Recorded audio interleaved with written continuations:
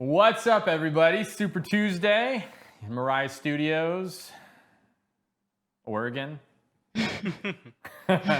How is everybody? I hope you all had a very magical, safe, and hopefully uneventful from the perspective of anything bad and nothing but good experience with the recent eclipse.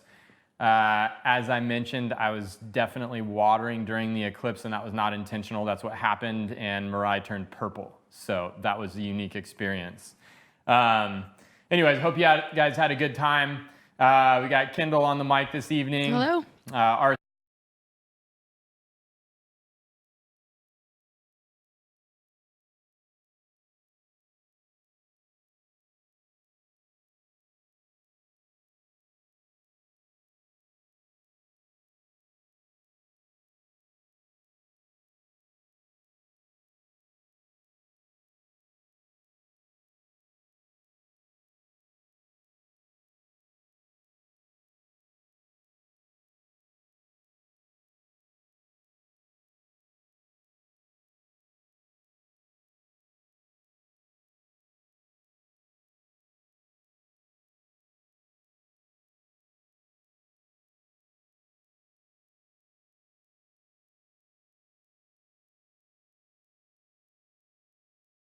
in the production mode as always. Hello, hello. Mr. Lime Allen on the audio, and Ricardo on the detail cam tonight. Some exciting stuff happening at Bonsai Mirai. If any of you guys have checked out the Needle Juniper video, we're kind of moving into or evolving our manner and method of educating on that tier 3 level for you guys. By doing features of work that we feel and that we're practicing in the workshop on a continual basis, but aren't necessarily able to get to because we're limited to one night a week with you guys in the streams. And also we're taking the questions that you guys are asking both on the stream and in the live Q&As and trying to give you pertinent information that you can visually see and experience, looking over our shoulder and joining us in the workshop to help you guys design, grow, and understand bonsai at another level to build your skills. So there's more to come. We've got some scheduled for this week and next week as well. Keep an eye out for that. For all our Tier 1 members, thank you guys for tuning in. For all our Tier 2 members, the archive and hopefully the filter system is working for you guys. That's been a monumental project that we're super excited to see implemented. And for our Tier 3 members, you guys have been amazing. We love helping you guys innovate and seeing you guys grow, the questions, the interactions, the one-on-one consultations, and then now being able to give you guys this feature content, which is going to cover techniques, horticulture, as well as aesthetics in bonsai.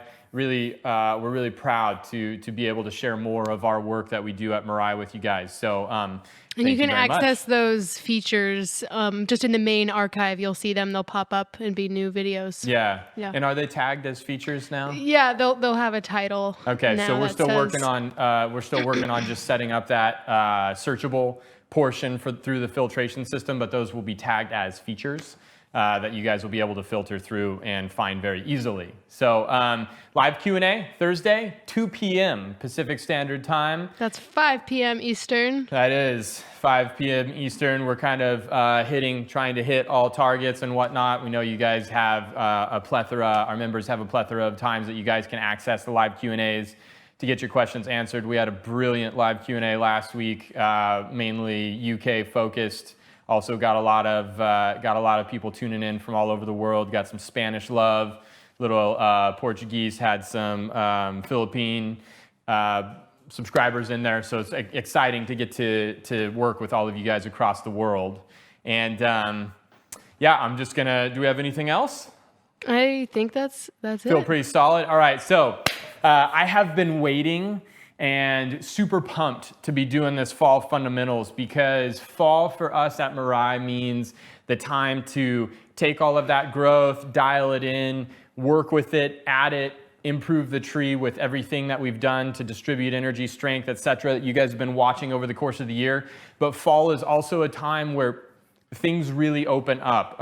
Watering needs change. Fertilization, big important thing. How we handle our pines has been a big question. It's going to be the focus of tonight's stream. Most importantly, the refinement of pines in this pertinent season post-summer heat. And then also kind of discussing some of the nuances of other pine species. There's an extended cut clip that'll be nested underneath this in the archive, underneath this fall fundamental stream on multi-flush pines, just to give you guys another insight into how we handle those. And I think without further ado, I want to dive into this tree. This tree is a super important tree at Mirai. This is one of a handful of trees that are not for sale and are part of my personal private collection because I've learned so very much from this tree. And we'll talk a little bit more about that kind of as the stream gets going, but I just want to clue you guys into what we're doing now. So this tree fed aggressively and fertilized. It's a short needle, single flush pine, definitely in the refinement process as a bonsai tree. And every year this tree gets a little bit better, a little bit better, a little bit better. I wanted to show you guys, how do we manage that growth? How do we handle it? What do we do with the needles? How do we prune if we do in fact prune, and why do we prune that way? I feel like this is one of the undiscussed aspects of bonsai that so many of us are asking questions on and trying to understand. Okay, I'm fertilizing, I'm watering, I'm getting this health in my trees, I'm distributing energy, I'm doing all of the things that I need to do.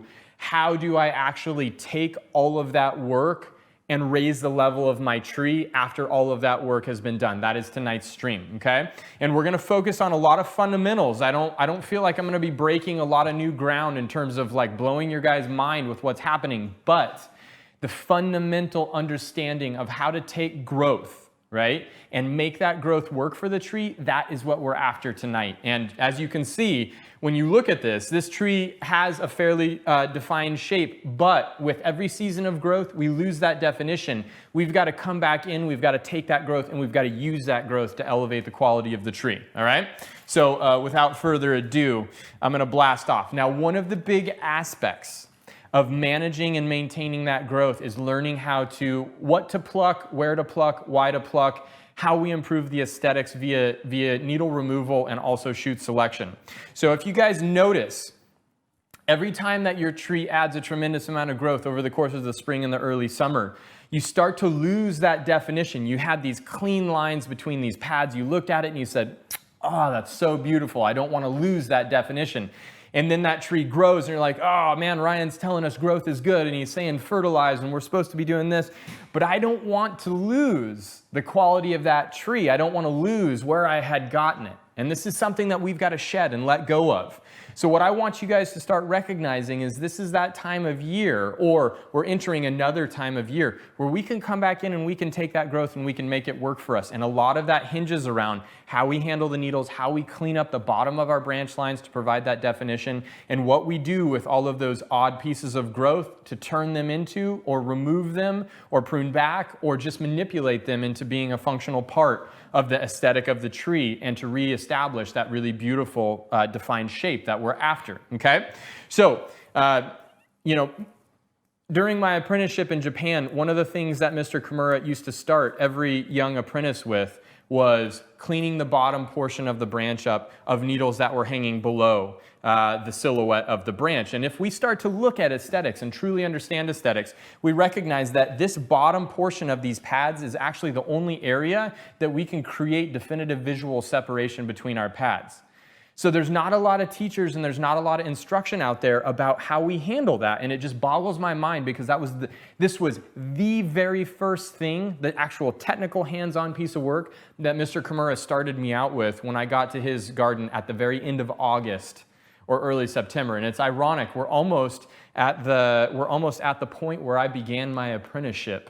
Next week we'll mark the 13 years since I started my apprenticeship on the 24th, right? Kind of wild. And this is the work that he started me off doing, which was very, very cool, okay? So if we can blast in here on the detail shot, I just want to show you guys kind of what I'm dealing with here. I've got a bunch of branches here where I've got sort of twiglets stacked on top of each other. Now these were branches that last year when I rewired this tree didn't need wire because the shape had advanced and evolved, and I was able to dictate the position of these branches via a thicker thicker structural wire, right? And a lot of the times as our trees evolve, we use less and less wire. But then we know phototropism, right, the plant's tendency to grow towards the sun, always changes the angles of those branches that we didn't have to use wire to position in that whatever that last wiring was. So this is where a lot of times after we've experienced that growth, we need to come back, and any of these that are stacked on top of each other, we've got to make one of two decisions. Either we remove this upper branch or the lower branch and then lay this down as the new sort of exterior tip of the branch, or we take this and we rotate this so that instead of having them stacked on top of each other, we turn them into laterals. And this is a very fundamental aspect of pines in general. For this tree, I'm going for maximum density because this tree is starting to reach a really, really, really high level of refinement. So I'm going to be adding wire to the structure that I've already got. And this is, you know, when we start to talk about wiring, unwiring, we will at Mirai leave wire on as long as we possibly can, and we'll just add to it each year in a very fundamentally sound way until we start to see that wire biting in too much. But we're going to add to it and utilize what wire we have on it, and then continue to construct and add on top of it to define and position this new growth. And I just want to show you guys how I'm going to go about this. Now, the thing about learning how to wire and wire well is when you see people wiring for the first time, you know, Mr. Kimura used to make us wire every single branch when he was teaching us initially as new apprentices how to wire. But then over the course of your apprenticeship, the skill in wiring that you start to evolve once you do it a lot is to be able to take less and less wire and manipulate more and more branches with less and less wire. And this is a really massive skill because you've got to learn how to reconceptualize the aesthetic of that branch and what your definition of, you know, refined or advanced bonsai is. And I feel like this is something that isn't necessarily being taught by a lot of instructors, probably because there aren't a lot of people that actually have experienced bonsai at that level in terms of the demand for bonsai being practiced at that level, as well as sort of the cumulative effect of being rewarded for practicing bonsai at that level. And in Japan, that was entry into the Kokufu exhibition, which every professional is striving to achieve so that they get more clientele that's paying them to enter trees, and they build up their reputation as bonsai professionals. So I'm just rotating these. Now, one of the things about rotation is we always want to be extremely aware of the orientation of the buds, okay? So when we have buds, the last thing on a pine that we want to do if we're reaching a very high level of refinement is start to rotate those buds and display them at all different angles. Technically, all of those buds should be growing up towards the light, and when you guys look at this tree, you'll notice that all of the buds have the same orientation up. So if I take all of those and I change that, or I lay them over on their side, or I turn them upside down, it's going to ruin the aesthetic that says, man, there isn't a lot of contact from a human being with this. And we're striving for that natural representation in the way that we lay out these branches. So I'm going to kind of work on this branch here. I have a hard time holding back on plucking off the bottom needles, but I'm going to hold back. I'm going to work this branch to get it into a position, and then I'm going to come back and I'm going to clean up this bottom of the branch line so that you guys can see the change and the shift in the aesthetics. It's going to require a little bit of control on my part, but hopefully we can get that done. I'll leave that, okay? And while I'm doing this, you guys fire away if you have any questions or any significant things that need to be asked, because as always, we're here for you guys to engage with you, let you interact, and ask those questions that you need to build your skills and understand these subjects with a lot more proficiency. Could we go over what kind of tree this is and kind of the history of this tree? Yeah. So this is a lodgepole pine that I collected myself when I was in, I would have been a sophomore in college. So this was collected in 2002, after I had already gone to Japan and met Mr. Kimura, not necessarily having secured my apprenticeship. It came from the Sierra Nevadas down in California, and this actually was a tree. I had maybe 30 some trees that I had set aside that I'd collected myself in college, and those trees were kind of being saved and put aside so that I had inventory or stock to work on when I came back from my apprenticeship in Japan. And this tree, when I came home during kind of a break from Japan, of those 30 trees, there were maybe only 8 that were alive. And this was, say, 9 months before I finished my apprenticeship. And I was devastated, right? This is how I was going to start my career. And so what ended up happening is I packed them all up into a car and I drove them up to Oregon on my first trip to Oregon, and I left them with Randy Knight. And as I was leaving, I was looking at this and I was saying, gosh, this material that I collected in college, or the stuff that's left, I was so devastated. I said, it's not really worth anything. And I told Randy, I said, hey, listen, man, you don't have to take care of these lodgepole pines. They're not a very high quality material, particularly compared to what he was collecting. I said, go ahead and throw them on the burn pile. You can burn them, right? And I had this real callous mentality about bonsai trees, having worked with Mr. Kimura, who I would say Mr. Kimura is very non-emotionally attached to the trees that he works on, because for him it's a business, and I'd kind of imbibed that mentality. And so, Randy's like, really? You want me to burn these? And I said, yeah, don't waste your time taking care of them. Go ahead and just burn them. And so I finished my apprenticeship up, and I came back to Randy's place 9 months later, and this pine was still there. And he said, it was just too good to burn. If you don't want it, I'll sell it, but I can't throw it on the burn pile. And I said, no, why would I have wanted you to burn this? And I actually pulled this into Randy's very low roof ceiling garage, and this was the very first tree I worked after I had finished my apprenticeship. We have a picture of what it looked like. We got a picture of what it looked like. Raw. Yeah, do you have the before picture? Yeah, so that was the untouched tree, right? And then and then this is after the first working, and this was done in a very compulsive push over one evening. That's after the very first styling, and I learned a very important lesson with this tree, and that very important lesson was, man, if you're not able to take any piece of material and make the best of what that material has to offer, number one, you're not a bonsai professional. Number two, to think that there's a piece of material that is so worthless that you would have to burn it is to not be respecting and appreciating and valuing these living things, right, that are, in my mind, as I've come to know, as important and equivalent, if not more so than we are, because they've been here for so much longer.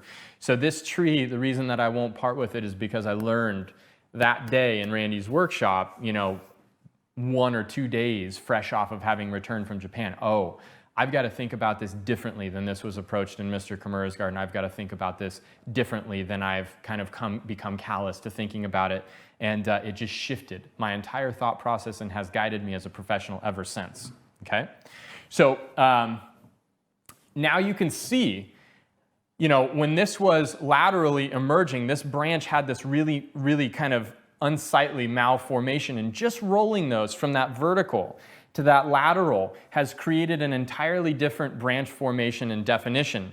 Now, when you look at this, you still don't have a lot of clarity because you've got a lot of clutter underneath these beautifully presented new tufts of foliage. And so as we wire, it almost is more, and I've told my students this a lot, you actually will have a much more beautiful tree if you learn how to clean than if you learn how to wire. And the fact that people don't start their students off learning how to clean and they just immediately jump into styling and wiring, and all of us are saying, I want to learn how to style, I want to learn how to bend, I want to learn how to design, before we know the horticulture, before we understand water, before we understand soils, before we understand fertilization, before we understand how to clean and maintain our trees. We've missed the boat. We've missed a very pivotal piece of information that we've got to grab onto. So as I'm doing this, I want to be sure that I always maintain needle mass in the 360-degree circumference of this central bud. So Ricardo, if you can zoom in here and just kind of show, I've got this bud in the center, and even though this is hanging down slightly, right, as long as it's lateral and not hanging down below this boundary of the branch, then it still functions as a very fundamental and essential needle pair or needle mass in the design of this branch. Because if I start plucking all of these off and I've got this bud and this needle mass over the top of it, it's no longer a pine, because a pine is reflected in these tufts. Now, I don't want to have to wire every single one of these fine branches. So notice and watch as I do this piece of work how I'll lay these out laterally, and I'll always carry the wire. And I'm just going to pull this aside and show you guys. Notice that I have all of these smaller buds back in here pointed up. And notice how I came around this. I gained control of that shoot, and then I came around here and I gained control of this shoot so that I can actually change the angle of that. I can hold that, and I can change the angle of that with one piece of wire. I'm controlling 1, 2, 3, 4 branches. This is how we continue to maintain that natural, soft, what Mr. Kimura would call flat feel, right? He would say that. He would say, I don't want you to wire this like, I want it to be flat, right? It's almost like joie de vivre, you know, kind of like along that, okay? So stay tight with me here as and these needle clusters that are hanging down below, even on the interior, because one of the other aesthetics of pines that we've got to be aware of is that our eyes pick up on needles crossing like this, right? Our eyes pick up on this. So we want to be reorganizing this as much as we can without destroying the formation of those tufts and those buds, reorganizing our needles here to the best of our ability. So if these inside guys are hanging down like this, all of a sudden you start to get your needle masses crossing again. So I'm even going to come in here, always approaching from beneath the shoot, and I'm going to be plucking these off as well. And then this one, sitting outside of the canopy here, I'm going to go ahead and I'm going to take this and I'm going to further kind of lower that down into that canopy as an interior body piece of foliage so that I just continue to refine and add to that. Now, some of these interior pieces that have been here for a while, they're losing strength because they're hiding below here, etc. I can go ahead and as this tree adds foliage mass and matures, these are some of the pieces that I can go ahead and get rid of as they lose strength and as I build more foliage. And this kind of goes hand in hand with the work that we've been doing to date where I'm saying, you know, these branches, I'm going to put these here right now. There's a chance that the branch above it is not going to thrive. There's a chance that the tree is going to give us other information. There's a chance that the branches above it are going to take off and these branches are going to go. This is that process for you guys, okay? I got some questions. Lay it on me. So folks in the chat are wondering if this timing is optimal for single flush pines, and then what are the signals that you use to determine it's a good time? Yeah, so technically with single flush pines, you guys could have been doing this after the growth hardened, but here's what ends up happening, right? If you notice on the interior here, I've got all of these dead needles. They're being shed right now for the lodgepole pine. Now, some needles on some of our other short needle varieties, like a shore pine, were being shed maybe a month or two ago. When those needles are being shed, you can do two things. You can clean up the shape and clean out the dead needles, and in one single handling of the tree, you take care of all of the work. So basically we're pinching or managing the distribution of growth in the spring for our short needle single flush. And then as we get to the fall, we're taking out the dead needles and redirecting that growth. And you handle that tree really twice in a season.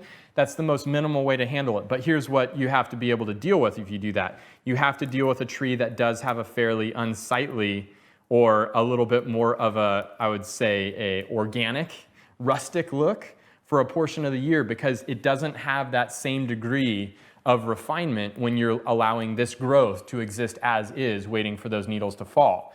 At Mirai, we can't keep every tree in tip-top shape, nor do we want to. Trees have to be trees, right? And so in allowing a tree to be a tree, we'll wait for this to happen. We'll let that growth photosynthesize, reaccumulate strength. And is this an ideal time to be doing it? Yeah, if it wasn't, we wouldn't be teaching you guys to do it right now. For short and long needled single flush? So for short needled single flush, our ponderosas, our long needled single flush, like a white pine, has been shedding needles already. A ponderosa pine is just starting to show color change or just starting to shed its first needles, and every single tree is going to be different in terms of the timing. So coming back to that indicator that you guys asked about, the indicator is it dropping its third year needles or not? Because if it's dropping its third year needles, that's an indication to you that the growth has hardened. It's officially gotten back into an energy positive. The tree says, yeah, I feel good. I feel good about where I'm at. I feel like I've reaccumulated my resources. I'm going to go ahead and I'm going to let go of these solar panels to make room and to improve the efficiency of the resources I'm distributing. So as I let these go, it's telling us, all right, it's a go for this scope of work in order to guide that growth. And so people have said, can we work on ponderosas yet? Can we work on ponderosas yet? If ponderosas aren't dropping that third year of needles, then no, you can't be working on ponderosa, because any needle reduction that you do will cause elongation of that season's needles. And this is why we're waiting. Now we have a ponderosa focused stream coming next month, where we are going to guide you guys through this same approach on long needle single flush pines, right? Show you how to do it, show you how to manage them, show you how to prune them, etc., so that you guys can handle your ponderosas, all right? We're tackling short needle single flush from the perspective of our alpine. So Scots pine would be the same, Mugo pine would be the same. If you guys are in Europe, we'd be looking at shore pine, right, which could have happened a few weeks ago, lodgepole pine, pinyon pines, right? Zuisho white pine, that short needle variety of the Japanese white pine, all of these are definitely in line with this scope of work as they start to shed those needles.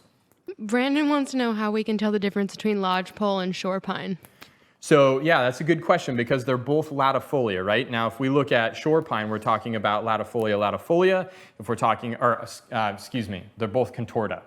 But if we're talking about shore pine, we're talking about contorta. If we're talking about lodgepole, we're talking about contorta latifolia, right? And that's the difference. They're very closely related. So the way that we tell the difference, number one, the needles on a lodgepole are slightly thicker and flatter, right? Whereas on a shore pine, they're thinner and they tend to have almost a triangular shape, okay?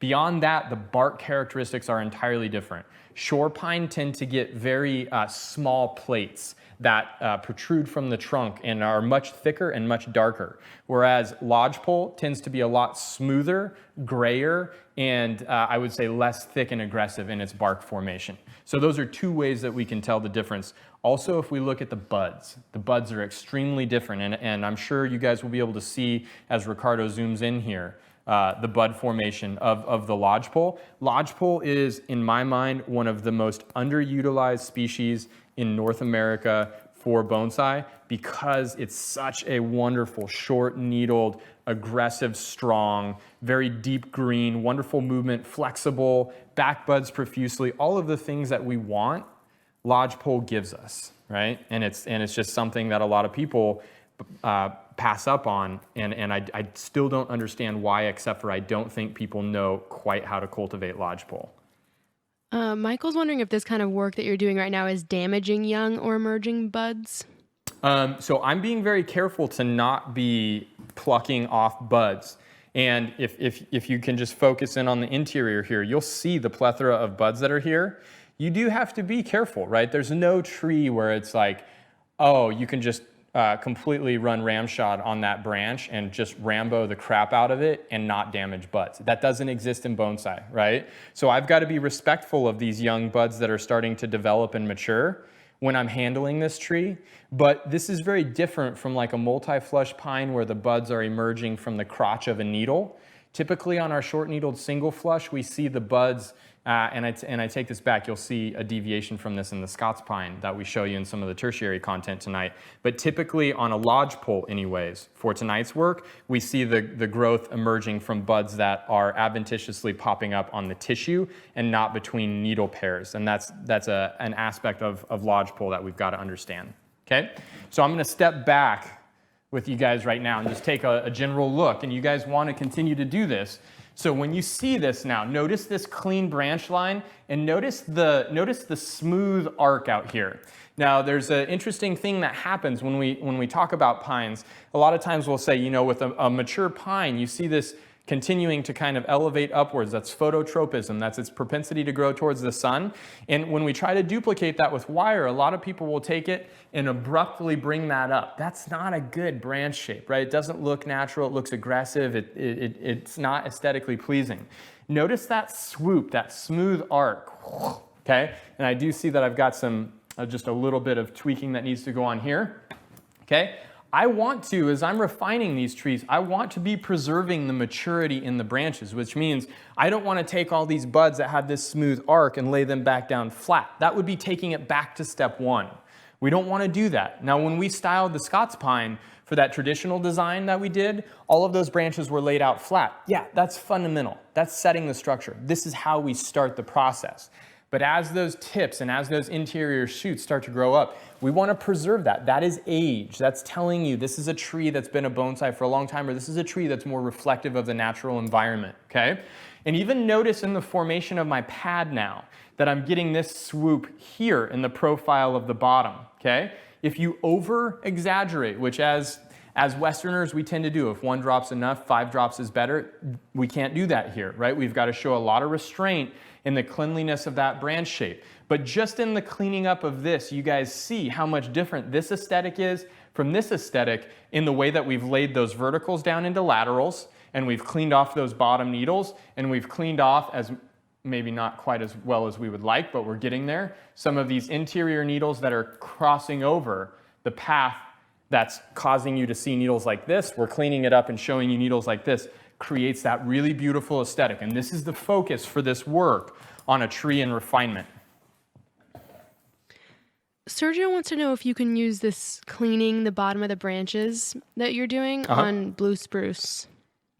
So I would say that spruce is not a species that you would want to be doing it to, because as spruce ages, it will take care of it for you, right? Those branches will also come up and we'll refine those tips and we'll get that. But spruce also has needles radially distributed, and if you pluck those, you're going to tear tissue and damage them on a spruce. Now, a Douglas fir, it's totally legitimate. On a hemlock is totally legitimate. So there are species where you can clean up the bottom of that branch and not do damage. I would say a Colorado blue spruce is not one of them. Okay, so one of the other things that I want to talk to you guys about is how we prune these, because in the refinement process on the impromptu Q&As, a lot of the questions that we're getting is, can we prune our single flush pines right now, right? So this is a shoot right here. Notice how much longer and stronger this is than the other 2 shoots near it. I'm going to want to take this out of this to narrow down the tip of this branch right here. And if you guys can see this, okay? Now, one of the big questions is, can we come back in and prune this piece of growth that elongated? I'm going to prune here as if we prune like so. Can we do that? Now, it just so happens there's a dormant bud in here that actually would work. So if that wasn't there, right, we'll find another one to illustrate this. If that wasn't there, and I pruned there, at this time of year, nothing is going to happen for you. So if you guys go back to, gosh, what was the BSOP stream where we pruned the Scots pine? It was the last BSOP stream we did before you went on summer break. Is it growth management? Post-growth management. Post-growth management, right? We're actually going to show you that tree tonight and show you how that pruning process worked out for us. That was timing at its 100% best, right? And we even talk about the indicators in that BSOP stream. So if you guys have questions about that in terms of pruning that growth back because you weren't pinching, or you're in the development process and you're in the transition, that is the stream to go back and look at. You're going to see the fruits of that tonight, okay? If we're pruning now, though, we're either pruning back to a bud, back to a secondary branch, or back to a structural branch. That is the only pruning decisions that we can make right now and have a positive response and transition of strength in the tree, okay? So I want to show you guys one more area where I'm cleaning off some needles. Notice how I have needles here really close to this junction or crotch where I've got a split or a fork of ramification. Okay, I want to come in here and I just want to clean off this first 1/8 to 1/4 inch of these branches. And what that does is it cleans up that structure and shows that there's 2 branchlets there instead of one really dense tuft. And in other portions of this tree, you'll see where those needles being present there create this massive visual mass. And we don't want that. We want to evenly distribute visually what looks like and appears to be the density of the tree. Now, in short needle single flush pines, we're not using needle distribution as the strength balancing. We're using pinching, strong to medium, medium to weak, to reallocate energy over the spring season. Now we can come back in and we can prune off those very strong sections back to a secondary branch, back to a bud, back to a structural branch, but we're not pruning that shoot back because we're not going to get buds in that position. So Having said that, because we're not using needle mass to redistribute, we always have a fairly significant amount of old needles around our shoots on a single flush short needle pine. Okay, I'm going to come in, I'm going to come back to that bottom piece, clean that bottom silhouette up.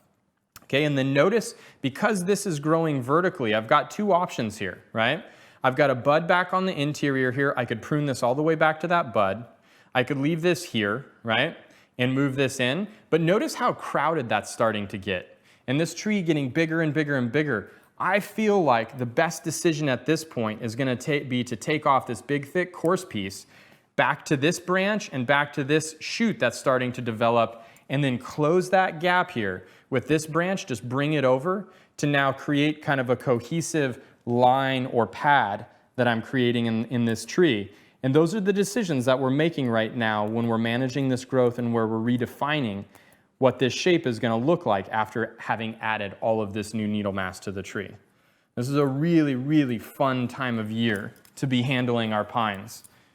And look at, again, look at the definition that you guys can get in a branch. I mean, it's literally, for lodgepole pine, for our short needle single flush pine, it is the single most under-discussed sort of genre of tree, because you guys have heard so much about multi-flush pines, and I hope that our multi-flush pine approach has made that easier and more clear for you guys. We will come back to that in November and show you guys how to handle that growth. Again, there's an extended cut clip that will be nested in the archive with this stream to show you guys some of the concepts during the fall season and why we don't handle that growth right now. But a lot of the discussion around pine work has never ever mentioned or focused on single flush pines, and it's a shame, because these are actually, I would say, the bulk of the pines that we work with in North America and in Europe as native specimens, and nobody's talking about it. Robin wants to know if you could approach graft lodgepoles now. If you could approach graft lodgepoles now, it's not a good time to be approach grafting lodgepoles now. Okay, and the reason is you've got so much sap flow as they're entering. Right now, our pines are making that transition from summer dormancy. If you're in a portion of the country where they're taking summer dormancy, they're making that transition from summer dormancy to their fall season of growth. And with that transition, we've got a nice tertiary clip that I want to show you guys just about fall considerations. I'm going to keep working on this pad here. When you guys come back, I'm assuming I should be pretty close to done with this, and you guys can see the fruits of that work. Take a look at this, fall considerations that we need to be aware of, and we'll see you on the flip side. Fall at Bonsai Mirai, and we're going to be learning to design, grow, and understand like you guys haven't experienced yet in Mirai Live. We've got a focus on the exponential increase in development of vascular tissue. We've got a relook at watering and how that's changing. We're going to take a really in-depth look at fertilization, and we're going to come back and we're going to look at some of those seasonal specific things that we start to do during the fall season that allow us to have success and maximize our bonsai's development. So we're excited to have you guys on board for tonight's stream, and join us as we walk through and we start to pick apart the nuances of fall in the way that we maximize this very major season of growth to improve the quality of our trees. So we're going to come back and discuss the function of water over the fall season, but one of the things that I really wanted to touch on in fall fundamentals is this understanding that during this time of year, trees are adding a tremendous amount of vascular tissue, which means their branches and their trunk are going to be thickening. And with that thickening, we start to see wire really dig in and potentially create some problems at this time of year. Now, a lot of people treat watering as a passive action where we're going through the motions of applying water to the tree, quenching their thirst, or supplying them with the resources they need to cool themselves. But in all actuality, watering for us at Mirai is a very, very active thing that we're doing, where we're consistently using that opportunity to engage with the tree and notice things that we may not be seeing at other times as we're just walking by the trees in the garden. Now, whenever we're watering and we see wire biting into a tree, we have a marking system at Mirai that is 2 stones in front of the tree means we have wire biting in somewhere on that tree. It's a quick, easy way to remind us that we've got something here that needs to be addressed, and we can come back and we can take a much closer look at this tree. Now, this Scots pine was actually pruned during one of the BSOP fundamental streams that we've done, and As a result of the pruning, as well as a result of the vigor of the tree, we are starting to see a massive expansion of the tissue to the point that we need to be taking wire off of this tree before it does further damage. During the fall time of year, we need to pay particular attention to our elongating species. Our elongating species thicken and add more vascular mass during the fall season than any other genre of tree at the garden at Marai. And as a result of that storage of those resources, we tend to see their branches and trunk expanding at a much more rapid rate. So here, when we look underneath the structure of this tree, we can see wire biting in multiple places. Obviously, this bigger, thicker structural component is moving a lot of resources as a result of all of this foliage mass being focused through this one singular highway. But we also see wire biting in these smaller areas that are also taking a lot of resources from the foliar mass that's attached to this singular branch and moving those sugars and starches through this independent singular vein of vascular resource. Between all of this accumulation of sugar and starch, it makes a lot of sense that the tree would need to expand its vascular tissue to handle the increase in photosynthetic mass, wire being a very static object on the tree that can expand with the expansion of the tissue. We need to be very careful and be removing this and potentially replacing this at this time of year in order for the tree to continue to develop and thrive.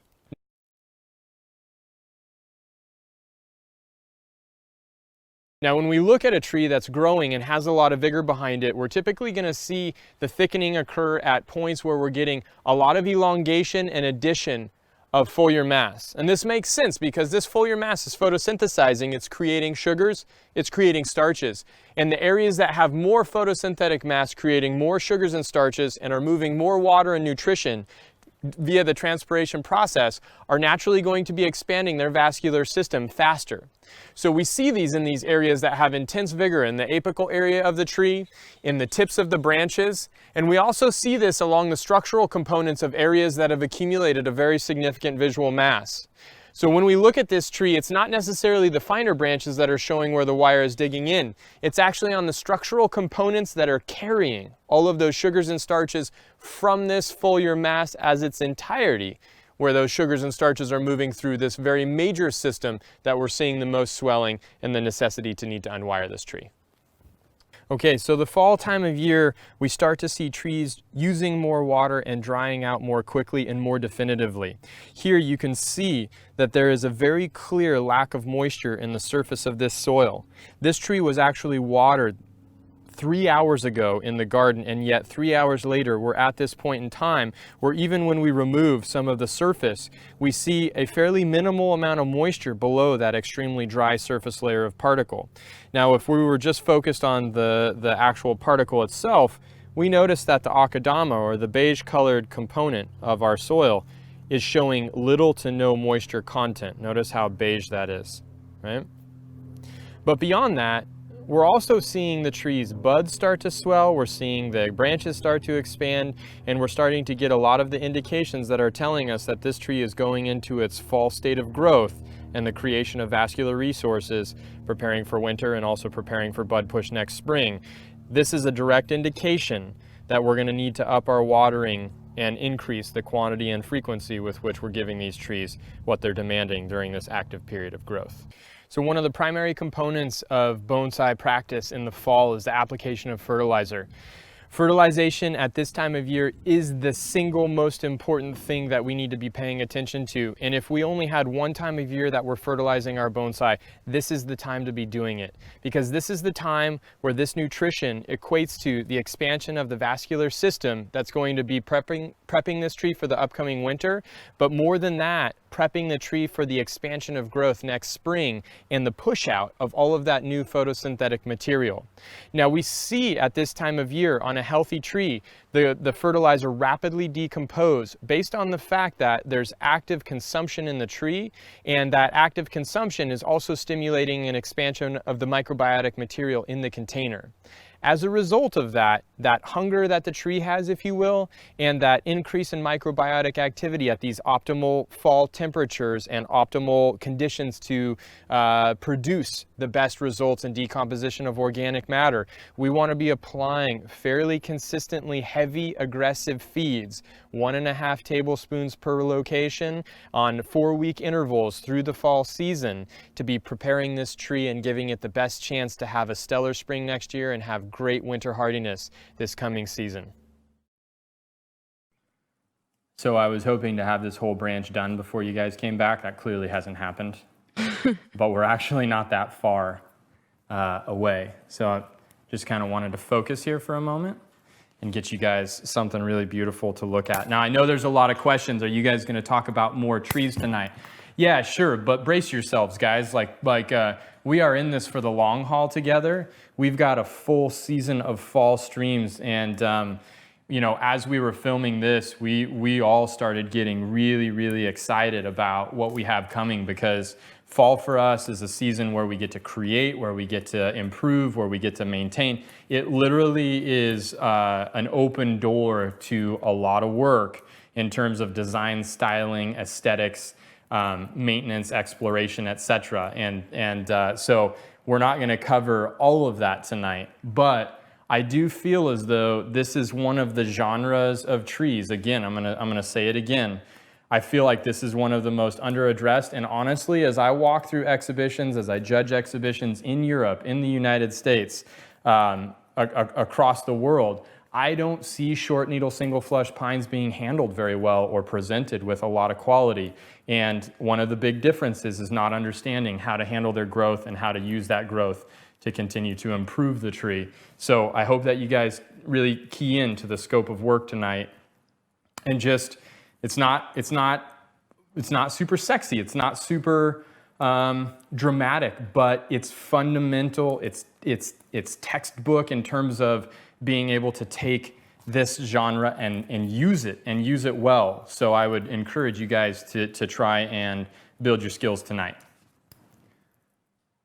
Now, I want to go back to the clip that you just saw, but I know first we've got some questions. So Kendall, let's knock out some of these pertinent questions to the stream.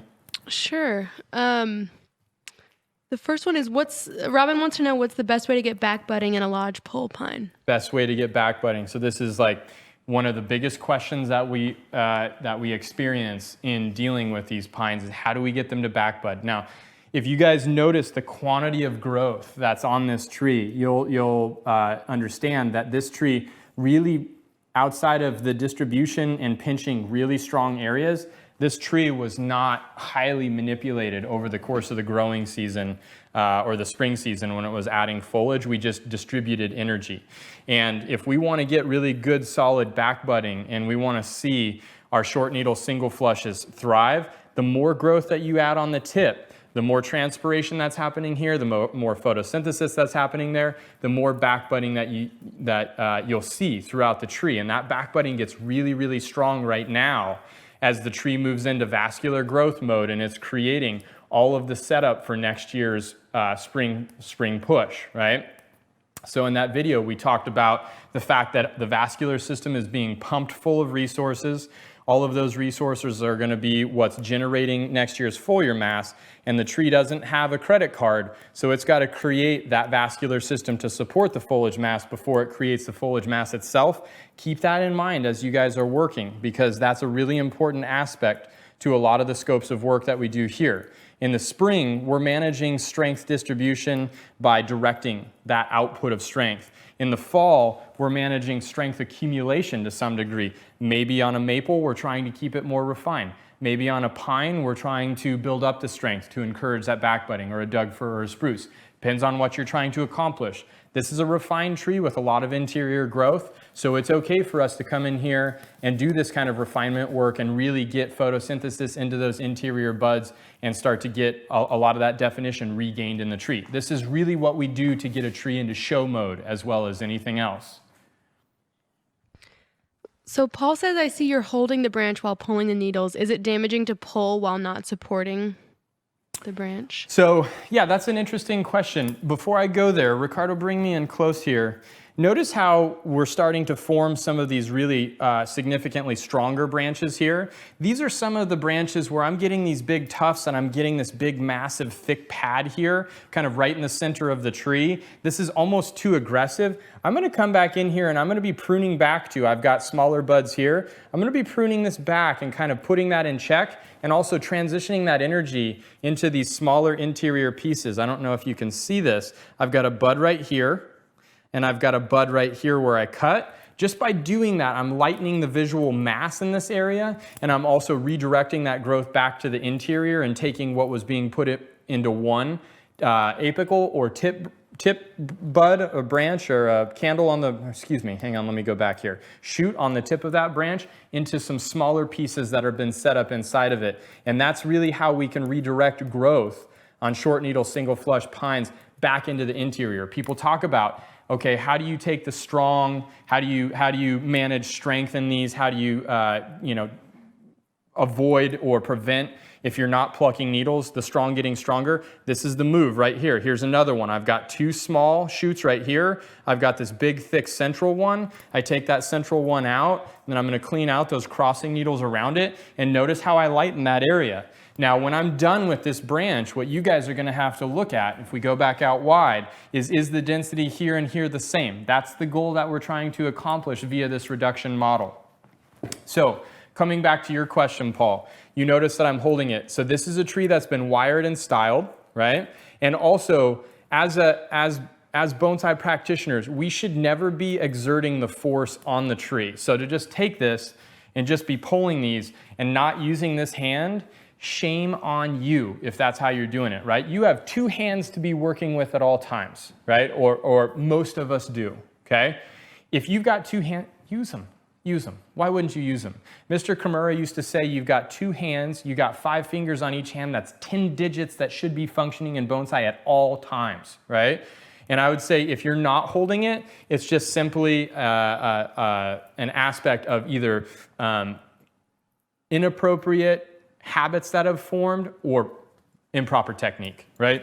So be using those hands, support that tree, and just going beyond that, if this tree's wired, which this one is, I'm just gonna be making more work for myself if I'm reaching my hands in there, or I'm not reaching my hand in there and supporting, because I'm gonna be destroying the shape that I'm trying to not necessarily be destroying, but instead improving via this application of work. So it makes sense to be supporting. Now notice too, when you guys are watching my hands in here, I always tell people this, the best way to improve your bonsai technique, or the best way to know whether a professional is proficient, is to watch their hands, right? My hands are always entering the tree from the bottom side of the growth, right? Notice how I'm always entering here, or I'm sliding my hand in here to get inside of that. That's what prevents me from breaking those needles. And this is a big part, when I was an apprentice in Japan and Mr. Kimura would hand me this super dense tree and I would be like, oh my gosh, how do I even get my fingers in there? Learning how to put your hands in a tree and handle a tree properly is a big technique in bonsai. Always approaching a tree from the bottom is a fundamental thing that shouldn't even need to be discussed, but is something that even myself needs to be consistently reminded of, because there is always that temptation to take that quick route, and that quick route is where we do a lot of the damage, particularly on pines with broken needles. So Bishop wants to know, from a design standpoint, did you mirror the angle of the trunk with the angle of that first branch? Did I mirror intentionally? Yeah. I don't.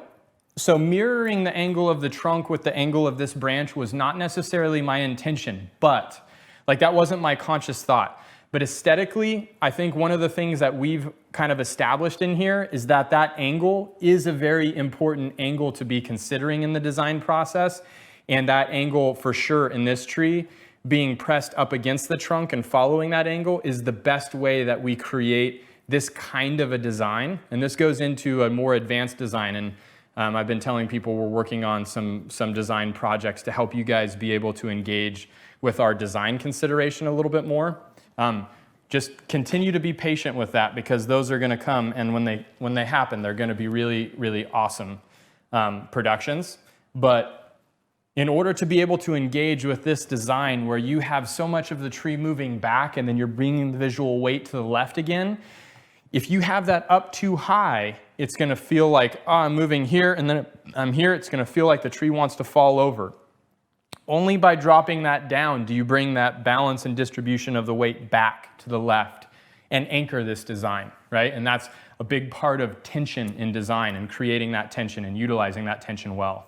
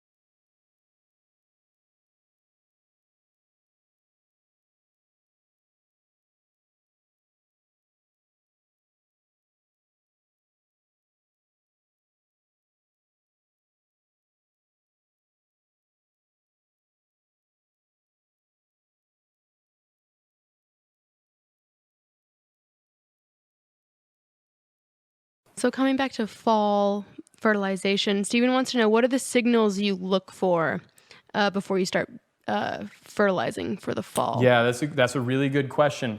So what I'm looking for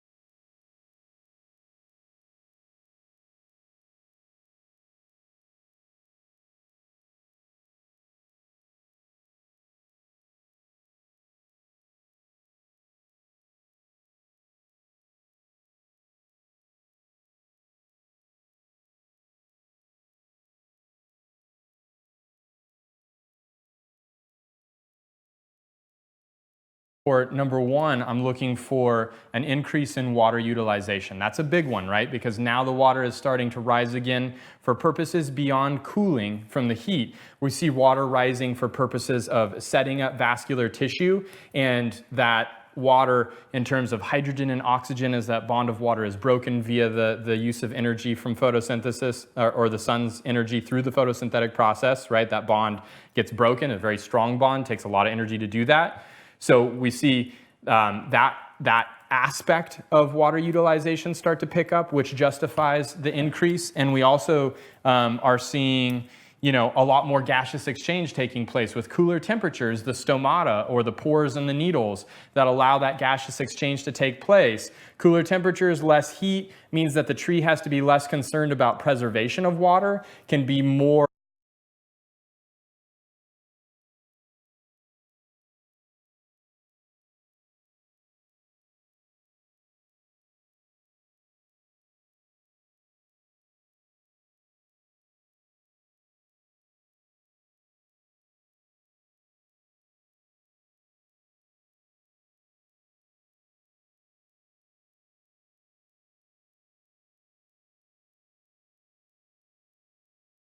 I would say risky or productive in terms of allowing gaseous exchange to take place. If it's letting water out, it's letting carbon dioxide in.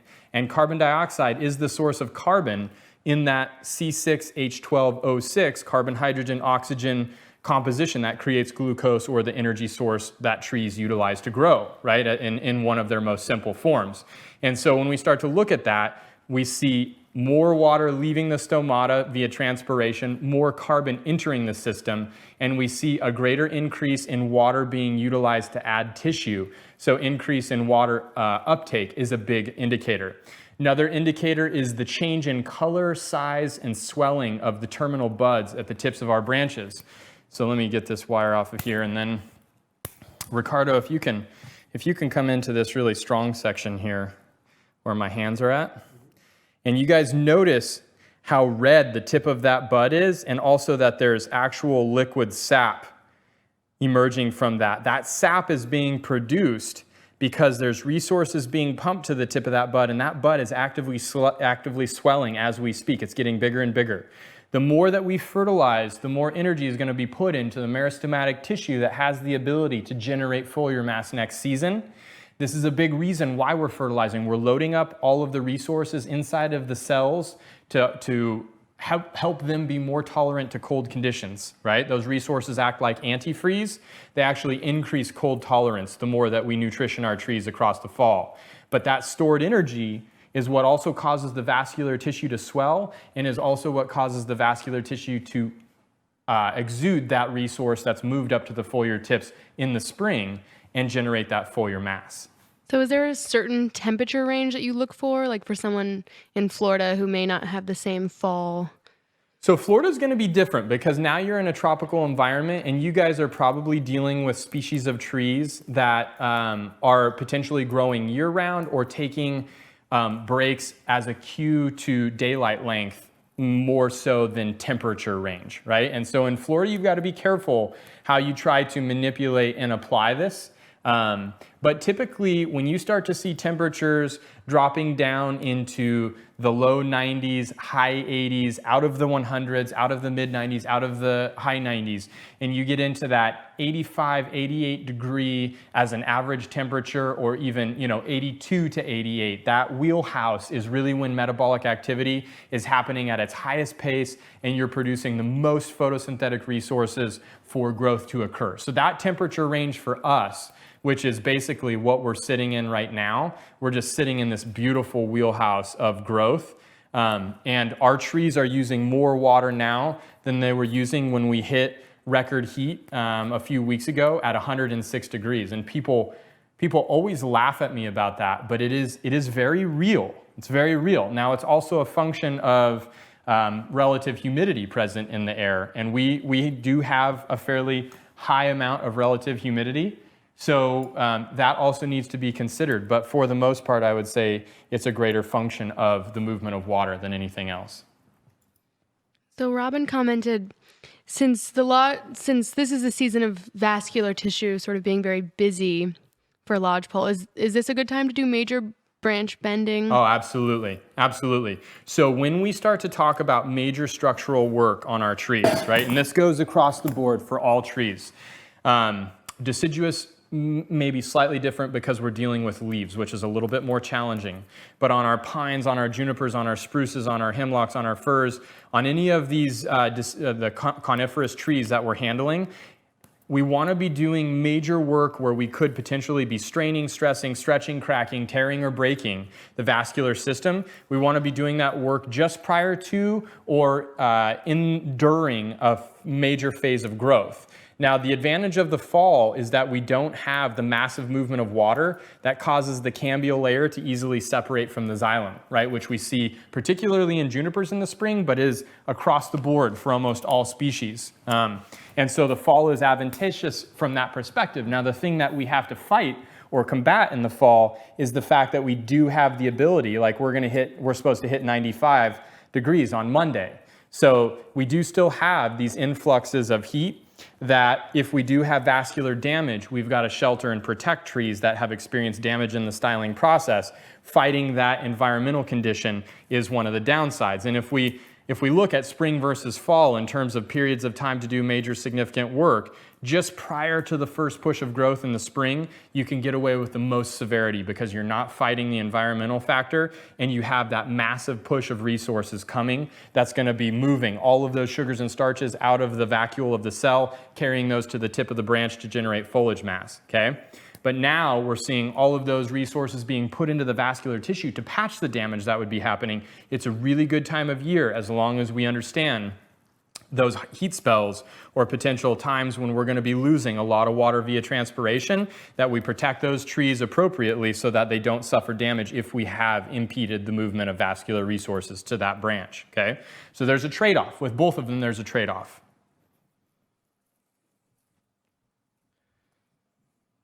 Okay, now I want to show you guys one more technique to pines that I haven't really, we didn't talk about it on the Scots pine because that was too developed of a pine, and that is, where does the wire actually end? And when I'm applying this, what is my thought process? Now I just want to show you guys, I've cleaned out between these two buds, as I said we would, to delineate them as two different pieces of growth, but I also cleaned it out because I want to be carrying this in between these to get this wire, and I'm going to turn this so that Ricardo can see this. Can you see that, Ricardo? And I'm going to bend this down so that you guys can see this. I want this, so my actual orientation of this branch is going to be here. All of these needles on the bottom here, if I can, I want to try and save some of these and prop those up and position that bud so that I can get that nice smooth arc in that branch that we talked about. So my last turn of wire is across the bottom there. Then I can come back in and clean off those bottom hanging needles that aren't pulled up with that last turn of wire. I'm not going to carry it all the way out to the end of this because my concern is actually in creating this tuft. This is the aesthetic that we're looking for, is this tuft, okay? So then I'm going to leave that pad across the bottom right there. I'm going to leave just that little bit of excess, okay? Now this allows me to maintain this so that I don't knock that off of that piece of wire and lose that aesthetic that I've just spent all this time to create. And it gives me the ability, watch what happens here. If I grab this piece of wire with my index and the bottom with my thumb, I can push with my index and pull with my thumb, and I can change the orientation of that bud, right? So I've got that wire right across the bottom here, and I've got it here. I can push on this and lift with that, and it changes the presentation of that bud so that I have total control of that angle, right? So if I clean off all of those bottom growing pieces and I just change that, I get that nice, beautiful shift, that line that feels so soft and natural and is a major part of short needle single flush trees. Now this is different from a black pine. With a black pine, that angle is a lot steeper. We want those needles really sharp, masculine in their aesthetic. With these single flush pines, we've got a much smoother, softer angle to that branch, right? So we're just giving it a light prop up so that we have that beautiful aesthetic established.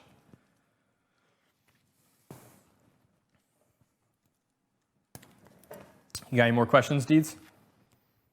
Yes, all right. we do.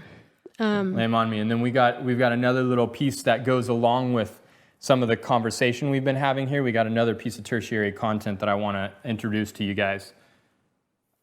So Alex says this tree looks to have all of its branches originating from the upper third of the tree. How did you determine which branches to use and get them to where they fill in that larger negative space in the bottom? This is, again, this comes back to having a very clear concept of design. And also, if you guys did see that Scots pine or even the cryptomeria last week, where I talked about where a branch originates in terms of the branches around it. Where it originates is where it's going to exist. And the tree itself tells you exactly what branches need to be where to execute what, right? So let's just talk first of all about the fact that all of the branches emerging from the upper 30% of this tree, not ideal, right? That's not an ideal structure. It is a structure that we commonly encounter in bonsai. It's an aesthetic that we're used to probably seeing, but in all actuality, really, and that's not to say this tree isn't a valuable tree. It is, because it's been worked and the structure's been reset intelligently. But when you have a piece of material where all the branches originate from one location, that is a lower value of material than if you've got a lot of structural options. And we talked about that with the Scots pine stream as well, in that traditional design, having a lot of places of origin for the structure to originate from, okay? But when I laid this down, now branches, in terms of their order, I had this one primary line that was a continuation of the trunk line that forms this branch. If I had branches on this side, right, we've got this cylinder. If I have a branch hanging off on this side, I know that's gotta be here.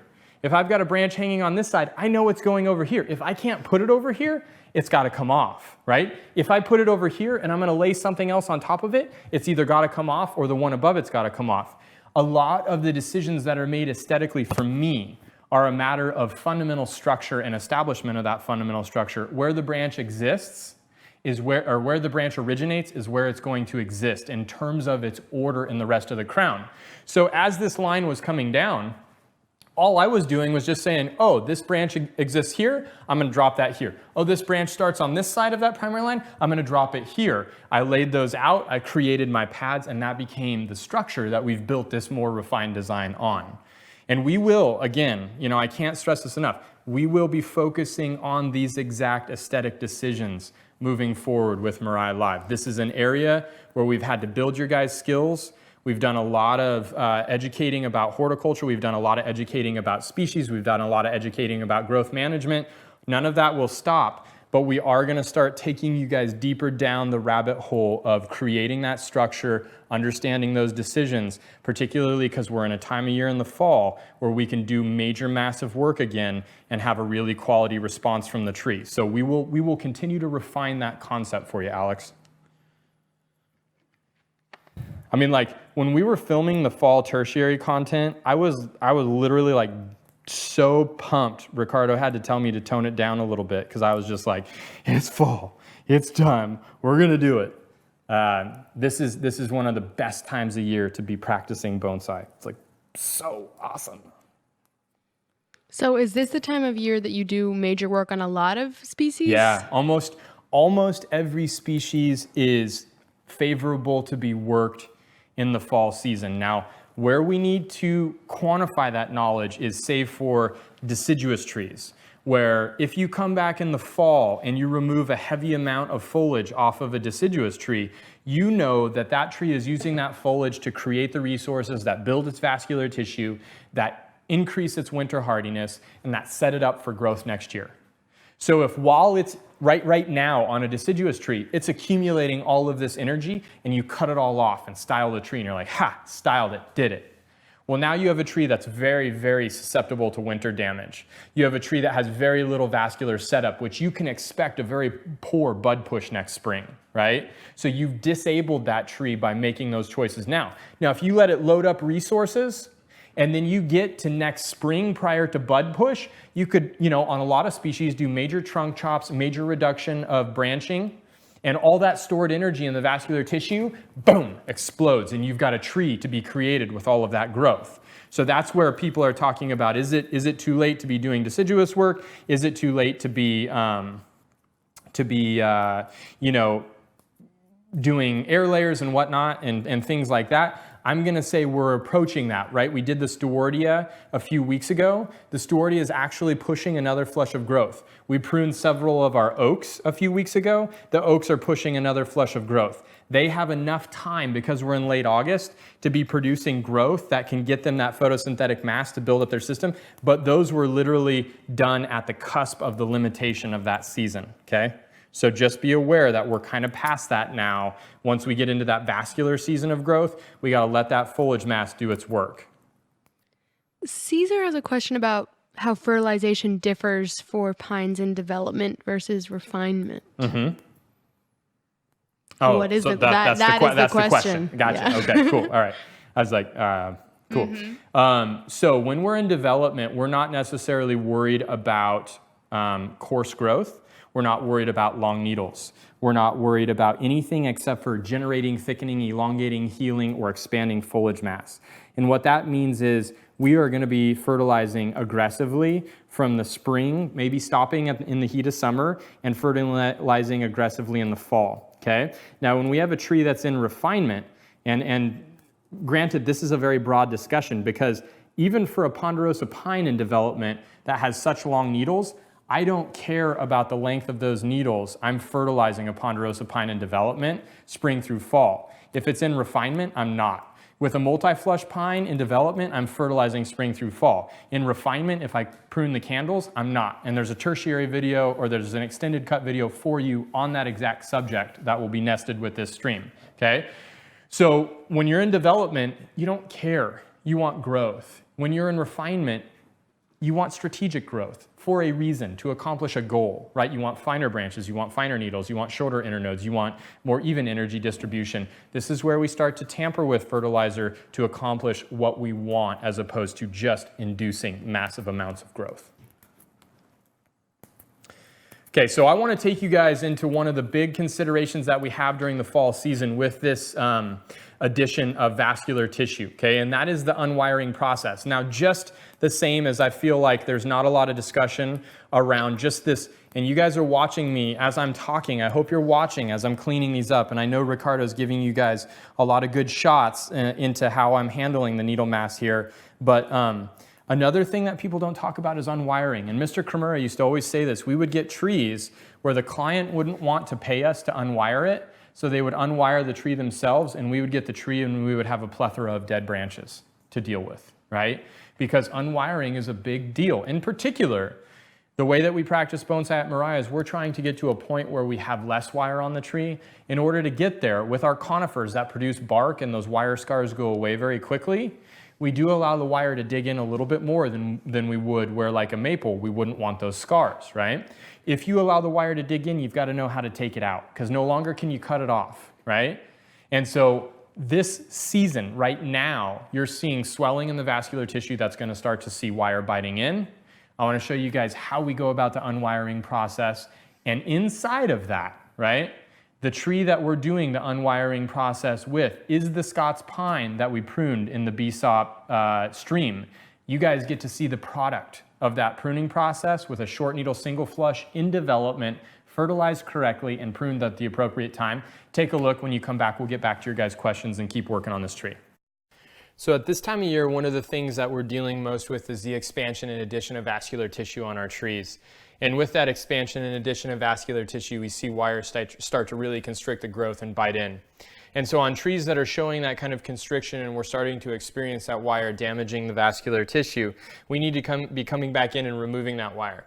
Now, people don't often talk about how to appropriately remove wire from a tree, which is interesting because back in Japan, this was actually the period and the time that the most damage is done to the tree, based on the fact that you've got vascular tissue wrapping over the wire, and removing that wire and the technique of it is important to preserving the quality and integrity of that vascular tissue.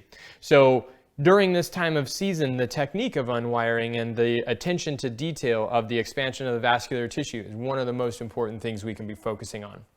So one of the big questions that's always asked of me is, do we unwire or do we cut the wire off? And one of the things that I always tell people is, I think it's best that you unwire, in particular if you're allowing the wire to stay on the tree long enough to have a structural impact. And that is to say, if you're leaving the wire on the tree long enough to create or generate enough growth to hold the position that that wire was designed to hold.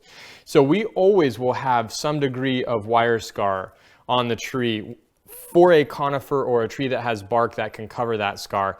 And as a result, unwiring allows us to enable that tissue to develop and then remove that wire in a way that's very sound and safe for the branch.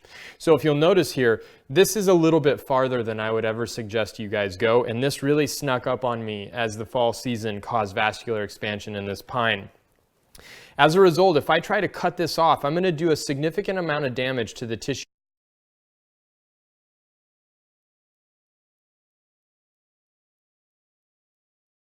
around this. And even in the unwiring process, I've got to be very careful. Now, the technique to unwiring when we get this kind of wire dug in is to support the wire and always move it in the exact same line or plane that it's been applied. So notice how I'm stopping it from sliding across this and scuffing off that vascular tissue. So I'll stop it right here with my finger and I'll straighten that. I'll stop it right here with my finger and I'll straighten that. I'll stop it right here with my finger and I'll straighten that. And in doing so, what I end up being able to do is remove this wire in planes so that I'm not rubbing off or cutting or scratching or pulling off any of the bark that is associated with this. That is the biggest danger in the unwiring process. We can't cut it off. So when we're unwiring, we need to be doing so correctly. And doing so correctly means functioning in the plane of the wire. Okay. Now, one of the other questions that's commonly asked of me is, do I need to take off wire that's not biting in? Well, this smaller wire definitely isn't biting in, which means we could potentially leave it. However, if we've got enough wire around it that is digging in and we're going to be removing it, it doesn't do us a lot of good to leave finer wires still attached to the tree, because chances are we're going to be coming back and rewiring this, and the position of this finer wire is probably going to be impeding our ability to create or apply better wire the second time around. So we might as well go ahead and unwire this in order to improve the efficiency of the operation the next time around. Okay, and one of the last things that I want to show you guys, this thinner wire is clearly attached to this thinner branch, or what was wired in combination with this thinner branch. Now, if I unwire this piece completely, what'll happen is I'm going to open the door for the shoulder of this branch to bear a tremendous amount of the burden and the strength of the unwiring process, and I don't want to do this. So actually what I'm going to do is I'm going to keep this wire applied, and I'm going to come to the tip of this, and I'm going to start the unwiring process from here. Now, by doing that, I take the pressure off of the shoulder of this finer piece of wire, and I preserve the integrity of it. Now, notice how I have these tiny buds here that are right up against the wire. I want to be extremely careful here, support the branch and support the wire to keep it from exerting force on those smaller buds, so that I preserve all of the growth that is a result of the way that we prune this branch. The more that you support and protect this branch from exerting force on the shoulder or any singular location, the healthier that this is going to be after the unwiring process. And this is an important component of allowing a tree to establish enough tissue to be able to fully take on the shape that that wire was designed to give, while also not damaging it in the process of removing the wire. Okay, so notice the really light yellowish color on this piece of growth versus the dark bluish color of the growth around it. Now, this piece of growth had wire digging in significantly, and when I came back and I unwired the tree, if you take a closer look here, you'll recognize that the vascular tissue was so constricted by several pieces of wire being in the junction of that branch that it caused an abnormal amount of swelling here, to the point that it has officially cut off resources flowing to the tip of this branch. Now, it's not a deal breaker, being that this tree is still in the developmental process, but this is definitely something that you want to avoid having happen when you're creating bonsai and you're wiring trees, because it sets us back in terms of the branching that we've created. That'll be a piece that has to be removed, as it would never be structurally sound and always have a very major flaw that would probably come back and bite us in the future. So moving forward, we'll pay a much closer attention to this tree and the rate at which its vascular tissue expands. And if you'll notice here, we're getting the exact same quantity of vascular formation around that constricting wire. So we're going to need to focus our efforts on getting this wire off immediately. See that?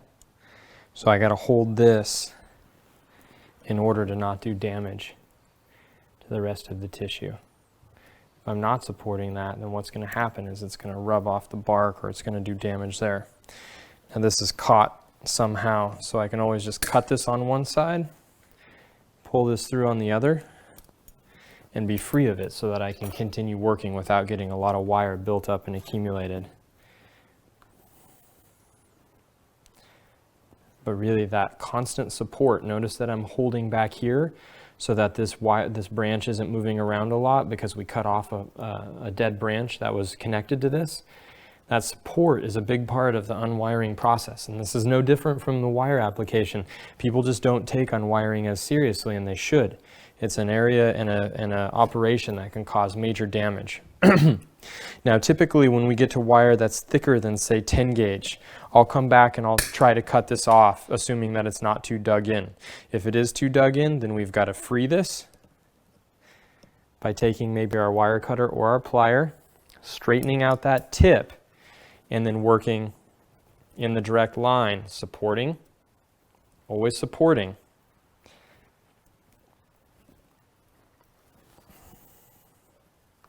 Okay, so that we're not damaging the vascular tissue. So there's a lot of technique in the unwiring process that is wise for people to have their minds wrapped around, so that we can be sure to not inflict damage on the tree doing something that doesn't even have the ability to advance the tree's aesthetic. This is just a routine aspect of maintenance that is necessary for every tree to be wired and continue to survive once that wire becomes constricting to vascular growth.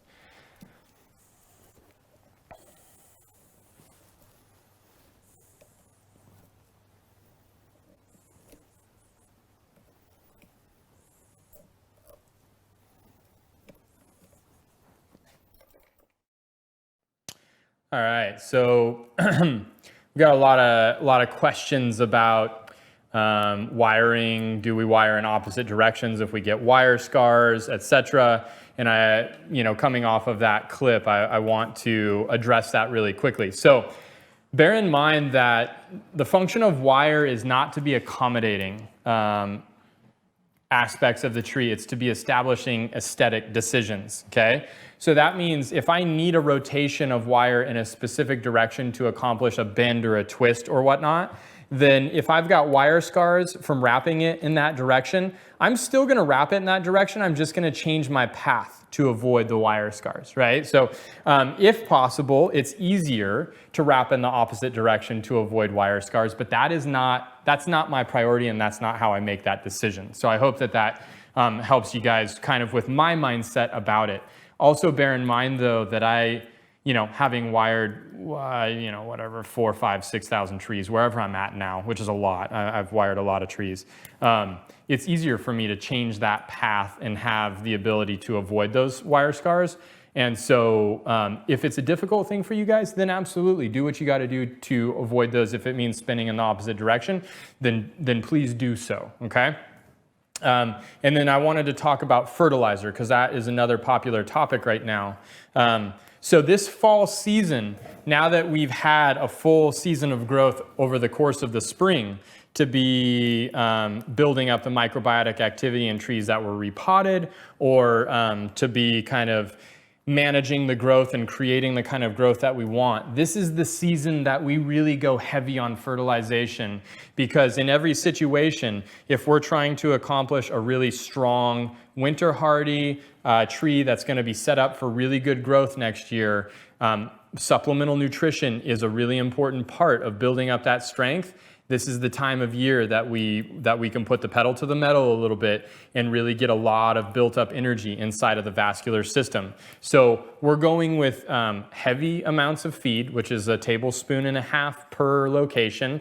And we're going every 4 weeks, assuming we're seeing the fertilizer break down. And we showed you that in the video where you saw that fertilizer decomposing, you saw microbiotic activity hitting that kind of temperature range and activity at this period of major growth.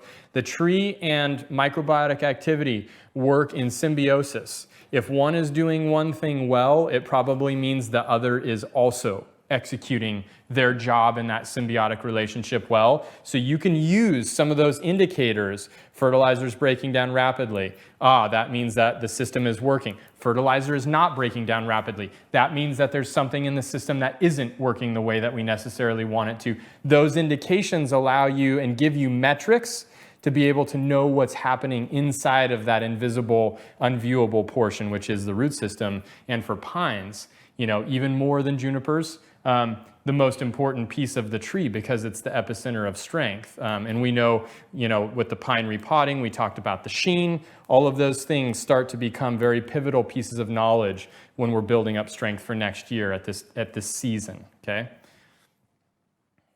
So I have another unwiring related question from Sujata. Sujata says, when you cut into the branch, as much as was seen in the video, do you wait for the wire damage to heal? And then when you reapply wire, do you avoid that damaged area? So I don't particularly with pines. And again, I'm going to continually refer to this concept of phototropism, which is the growth reorienting itself to move towards the sun, right? When you have a tree that is very phototropic in its growth habit, it's very strong in its ability to reorient.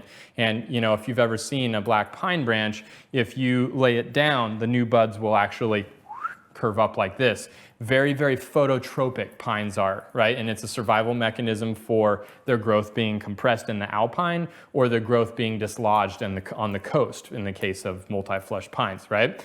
And so when you have that phototropic effect, if you're trying to get to a point where you're using less wire to hold the shape of the tree, then when you unwire, you need to be rewiring soon thereafter in order to hold that shape and not lose the progress that you've made, because the memory of the tissue, this tree is probably, I'm guessing this tree is closing in on 120, 150 years old, right?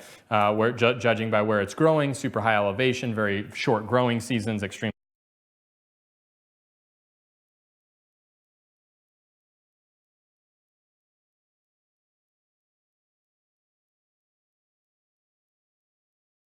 stunted.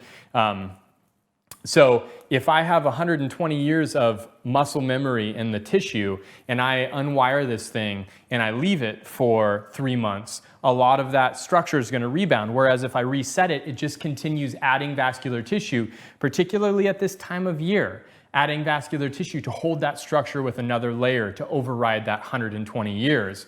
This is how we get trees to a point where they stop needing so much wire and so much shaping and attention every time that they grow, right? And so I typically try to unwire, rewire. Now, the exception to that would be if there's significant damage, right? We unwired, we stripped some bark, we had some weak junctions because it bit in and it caused a really thin area in the branch. I will back off at that point because I would rather be able to come back and wire that branch after it's recovered than to risk wiring it to not lose the shape and have it die, right? And so that would be the one exception to always trying to maintain that shape so that you build more and more tissue and override the memory is if you do have damage. And I think that's what you're asking. And that is an exception for me for sure. What else you got, Kendall? Yeah, so Alex is another unwiring question. Alex says, so you were leaving a decent sized lever of already unwound wire as you went. Sorry, that was a lot of W's. And Alex says, is it easier that way, or would you recommend cutting some of the excess unwound wire as you go? Yeah, that's a good question. I mean, I think it's situation specific. If you get your hands buried into a really tight situation, or that wire gets so long that it's starting to get in the way, bump branches, cause more problems, then you got to cut it, right? But if obviously, and we talk a lot about the use of leverage in the way that we wire at Mirai, and that lever allows you to put a lot less stress and force on the tree during the unwiring process. And I mean, even in this wiring, I'm using the tip of this wire all the way out at the tip to maximize the leverage that I'm applying. It allows me to wire much easier. So if you've got the space, I think that's a more effective, low impact, very low force being applied to the tree method of unwiring. However, if you have a situation where you don't have the space, then obviously the better option is going to be to shorten that piece of wire so that you're able to do it without damaging the surrounding branches or needle mass. And then Paul's wondering, in terms of fertilizer, if I use a tea bag, how do I tell if it's being used at a rapid rate? Yeah, I mean, so the tea bag also decomposes, as does the fertilizer inside of it, if your microbiotic activity is ramped up. Now, obviously, it happens at a slower pace because you don't have direct contact. There's a little bit of weathering that has to take place in that tea bag for the microbiobes to be able to access that. So that's definitely, on the trees that we apply tea bags to, I'm using the reference of the trees around it as much as I am for those trees that we do use tea bags on. And not every, when you guys use tea bags, not every location on the tree that needs tea bags, or not every location will need a tea bag.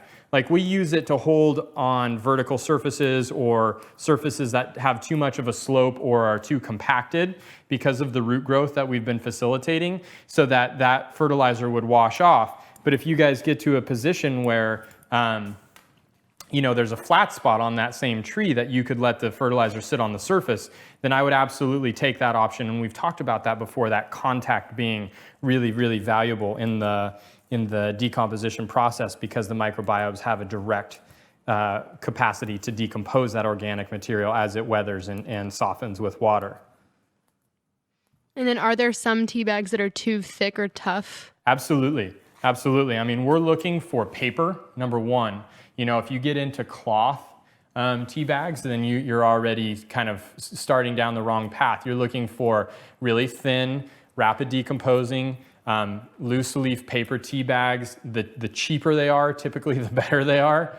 One of the issues with that is then not tearing them as you're loading fertilizer into them. But it's just a mechanism to hold that fertilizer in place until when we talk about microbiotic activity, you're talking about a freeway of thread-like root, really fine root-like hyphae, and those penetrate that organic material to decompose it, right? And so once you get that thread-like highway occupying that organic matter, the fertilizer more or less sticks to the surface of the soil if you've got a really sound microbiotic system set up. That's what you're trying to achieve, and that tea bag is simply holding it there until you get that to occur. So the thinner it is and the more rapid that the tea bag breaks down, actually the better for the availability of nutrition to the tree.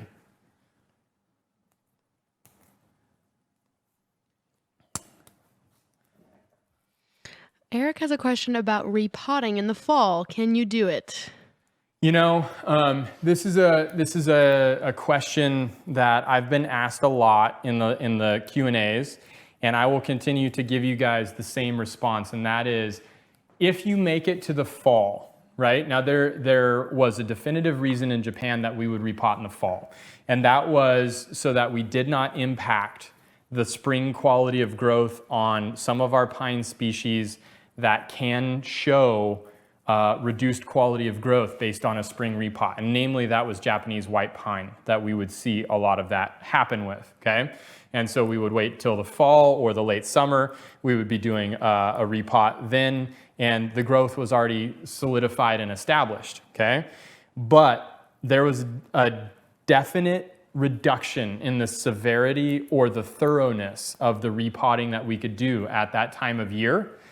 And there was also a reduction in the winter hardiness of those trees based on the fact that we had reduced the tree's system and ability to move resources and prepare for that winter cold. Okay, so it comes at a cost to repot in the fall.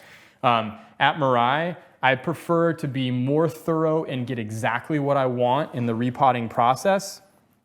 And so I still am not a big fan of fall repotting, just because our greenhouse isn't big enough and I'm able to achieve the results I want without the detrimental outcome that I did see happen a lot of times with trees in Japan. And it allows me to be more aggressive with more confidence in the springtime. And so I always wait, right? But can you do it? Is it possible? Sure, absolutely possible. Should you do it? Good question. Good question. Yeah, we've definitely talked about that quite a bit on the live Q&As. Yeah. Especially with, percolation not happening. That's right.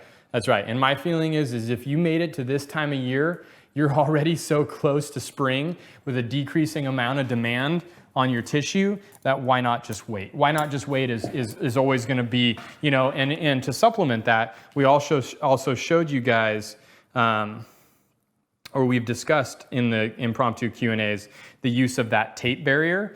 That will be a technique that I'm going to illustrate for you guys in the upcoming weeks. And actually, Kendall, can you write that down? What am I writing down? Tape barrier for water retention. Oh, that would be a good. We've diagrammed that. Oh, yeah, you diagrammed it, but there's actually a tree that I need to do it on. That's showing apical weakness because the sheen isn't getting water because it's so compact. So I'll take you guys along for that and show you how it's written done. Down. Yeah. Cool. Christopher has a question about, do you feed trees more frequently that are in smaller pots because you need to water more? No. I feed based on what the decomposition of the organic material is capable of. So bear in mind that water isn't the decomposing component. It's the microbiotic activity. You could water a tree a ton and not have the fertilizer break down at all if you don't have microbiotic activity functioning really at a really high rate inside of your tree. And so don't be duped by the concept that water is what's causing decomposition. Now, water does soften it. Water does carry microbiotic activity. Water does move the spore formation and impregnation of some of those things. So, but water is not what's causing the breakdown process, okay? And with that discussion of watering, I want to take you guys into the last tertiary clip that we've prepared for you guys this evening, which is a direct discussion of watering, resources, etc. We're going to walk you guys through this. I'm going to get through one more branch on this. How far in are we, Arthur? Hour and a half. So we'll walk you through kind of this last tertiary clip. We'll come back. We'll show the fruits of our effort. We're going to have the ability to spin the tree and see some of the immediate results. And I'm sure you'll see this tree on Instagram in its finished state, or eventually on hopefully a gallery that should be coming soon, in the next year or so for Bonsai Mirai. Take a look at this. We'll catch you guys in 2 minutes. So fall watering is one of these really special times of year because you can literally see the trees making a tremendous transition in the way that they're metabolizing and behaving. And the big piece of that transition is just understanding that they're getting past that summer dormancy where the heat was a little bit too intense for them to be adding any kind of new load of work to the already significant demands of water being the cooling factor in that intense heat via transpiration. But now that we're seeing slightly lower temperatures, we're seeing a decreasing daylight length, these trees are being cued to be changing their function of metabolism towards producing vascular tissue that is the highway for next year's growth to be added to the tree. Now, obviously, as bonsai practitioners, we know that we're going to continually try to be keeping these trees small, but it doesn't mean that the trees are going to be behaving any differently. And most of the trees that we're dealing with are using their foliar mass that they currently have as the reference for what kind of vascular system they need to produce to continue to facilitate the expansion of that foliar mass next year. The trees don't have credit cards like we do, which means they've got to create the vascular system first before they put the growth on to be able to support that growth once it's added to the tree. If you don't create that vascular system, then the money or the investment that the tree's making towards that expansion of foliar mass could be poorly placed if you don't have the capacity to continue to drive that investment forward. And so we're seeing this fall season as, we would say the money-saving portion of the year. Okay, so some of the theory behind, fall watering for us, and I like sharing that stuff with you guys because, and I have to be really honest with you, the first 2 or 3 years that I was teaching the Defining Concepts courses at Mirai, which again, registration's coming out in 1 week for everybody that's signed up. So if you guys want on the list, get on the list. I doubt we're gonna have any open spots for the public. The first 2, maybe even into the 3rd year, there was a lot of information that was hypothetical, but hadn't been proved out. And a lot of that information, there's been adjustments to the information as we've gotten better knowledge, as we've seen some of it work really well, as we've had to experiment with other portions of the knowledge not serving their purpose as well, or, or seeing the knowledge really work. But the watering in particular is something that we have made a transition from talking about it scientifically, but not necessarily carrying that thought into the practice, to when Troy and I speak about watering in the garden, we are having the conversation that you guys are listening to. That's literally the dialogue that guides our actions in the watering process is, man, we're hitting this time of year. You can see the buds swelling. We're seeing the fertilizer break down. There is a question about a small container and fertilizer decomposing really quickly. I'm going to come back to that, but those indicators are telling us to change our game. And these are the signs, these are the tells that the tree, this is the communication that exists in bonsai that you guys have got to become very, I think, fluent in order to practice bonsai at a higher level. And I would encourage you guys to invest quite a bit of time and energy in the process of observation.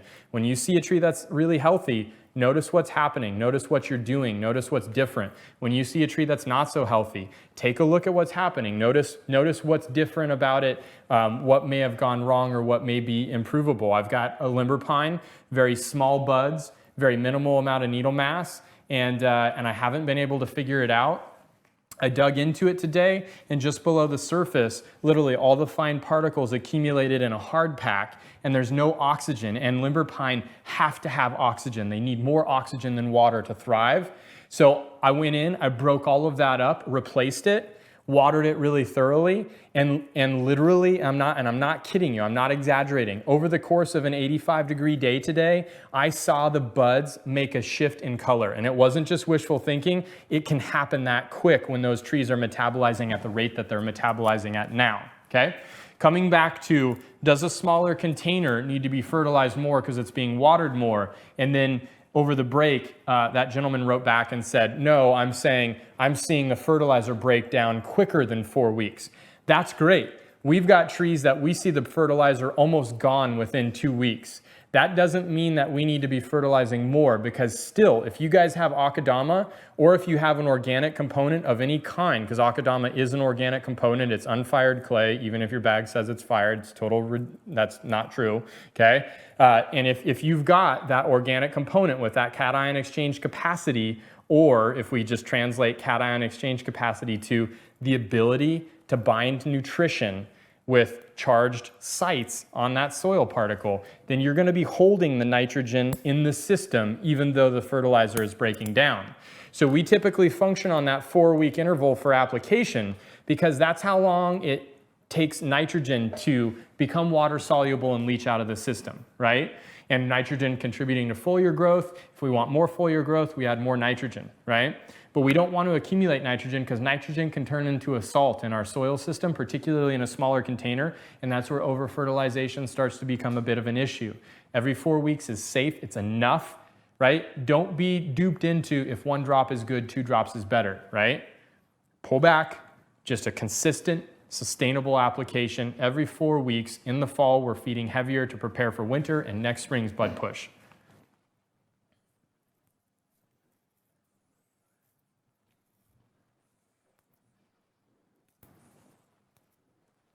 What you got, Kendall? Just trying to navigate all these questions. Yeah. There's a lot going on.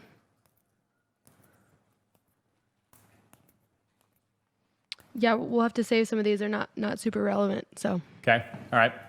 So you guys know we'll come back to relevant questions, or they need to be asked during a stream where we're discussing that subject. But that's also what the impromptu Q&As are for. So if you guys don't get questions answered, either because we ran out of time, or because the question didn't have immediate relevance to this stream, we're always there for you, and we're constantly adapting. Let us know when we can kind of meet your time need to get those questions answered with the Q&A, because the Q&A for us is flexible to meet your guys' needs. You got anything? No. No? Yeah. Okay. All right, cool. So I want to come back to the aesthetics of this system. Now, I've been pruning off a lot of really strong growth, and this is where, you know, as I make those prunes, I'm directly deciding, do I have the growth in, around, and behind it to be able to occupy that space and maintain that foliar density so that I do have even distribution, right? And again, I want to clarify and reinforce that we're not trying to use needle plucking as the way that we distribute the strength in our single flush pines, right? We're actually pruning and transitioning strength from the tip and the buds and the shoots at the tip back into the interior, as well as on our short needles, pinching during the candle elongation process in the spring. These are the ways that we manage strength in our single flush pines, because they won't produce that second flush of growth. So as you guys have been watching tonight, I hope you've been keying into those moments where I am making those decisions, so that you're able to better understand my thought process as I'm handling a tree like this. Now, the one thing that you guys aren't going to see tonight that I'm going to be doing in the crown, notice now after having pruned these different areas and how laid out, how clean the bottom of those branches are. I'm sure if I step back, I'll see what you guys are seeing, which is not nearly as clean as I feel like it is, but I'll step back and make that tweak before we end the stream tonight. Notice how bulbous and full this feels, right? That's what the whole tree felt like. And now notice how streamlined and beautiful and tight and compact and spacious and air and light. Everything's getting to everything that's happening here. We see up here, oh man, we've got a lot of work to do. This will probably come back more than these lower sections to be able to equal that out, as well as to prevent the crown from just exploding into this big Darth Vader helmet, you know, this big round ice cream cone on top of this really rugged trunk shape. I don't want that aesthetic. That's not a beautiful aesthetic. And interestingly enough, seeing Japanese bonsai at the World Bonsai Convention, that has become the aesthetic of those trees that have been in the development refinement process for so long that they're at that junction, that a lot of those trees need to have their proportions regained and reworked by major decisions being made in the shape and design. And there's just not the same quantity of professionals making those decisions in Japan now as there used to be, right? And this is the turning over of a generation to a younger generation that you're seeing happen there. I think it takes a lot of work to maintain an apex and a canopy that is continuing to be proportional and not being lulled into the complacency of allowing that to happen, right? Now, I'm sure when I'm 60 years old and I've been redoing apexes and checking growth and doing this there will come a point where I'm like, you know what? The ice cream cone looks awesome. It looks awesome. I'm tired, right? Right now, I'm not tired, and we've got to be pushing hard to maintain quality in the apical region of the tree with this level of design. I got a question. Alex wants to know, when's the last application of fertilizer for fall timing? Yeah, that's a good question. So last application of fertilizer, that's a great question. Now, typically for us, we hit trees at end of August, early September, right? We'll hit them again in October. And if we have a really warm October and November has all of the signs of being a warm November, we may hit with a very light dosage at the beginning of November in the Pacific Northwest.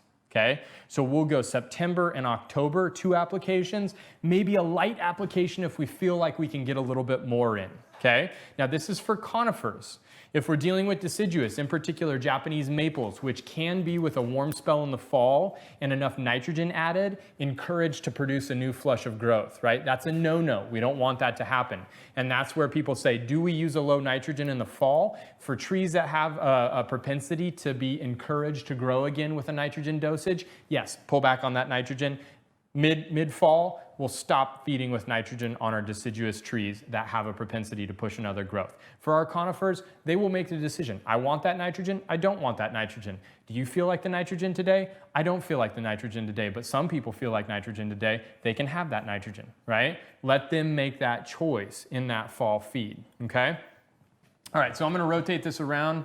We're going to step back and take a good look at this together. Just going to join you guys back here. Oh, heavens to Betsy. Okay, so what a significant contrast now when you see, and bear in mind some of these. Now, if you guys are, this is actually a good thing to teach you guys. If you guys are dealing with, because we're cleaning from the bottom up, because we're doing design and cleaning at the same time, a lot of these needles are ending up here. To come in and just tap on the bottom of the branch allows a lot of those needles to fall out of that canopy. And then once we're done with that, let me see if I can, see if I got something here. Hang on just a sec. Let me grab some tweezers real quick. I'll show you guys how to clean your pines. I'm gonna steal Troy's tweezers. Troy, I'm stealing your tweezers. There they are. Huh. He doesn't like it when we use his tools, but he'll have to deal with it today. Okay, so we can tap on the bottom of the branch real light, not enough to dislodge anything. And then we just come from the interior and use those tweezers to kind of rake up through that. And what this does is it pulls all those needles up to that position that you've been trying to achieve anyways, and kind of allows you to reset some of this growth It's a really nice way, in cleaning your trees out, finishing with a really good, strong, clean final product. Big part of finishing off the work, right?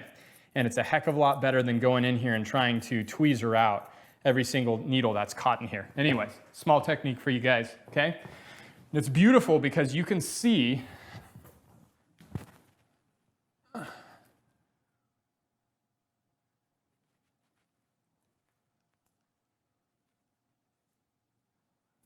you can see the difference. If you look at the branches in the back on the right, and you look at the branches to the left here, you can see the difference in what we've achieved over the course of this evening. I mean, the contour to these branches showing that maturity of those tips, boom, and seeing that contour of that pad showing that maturity.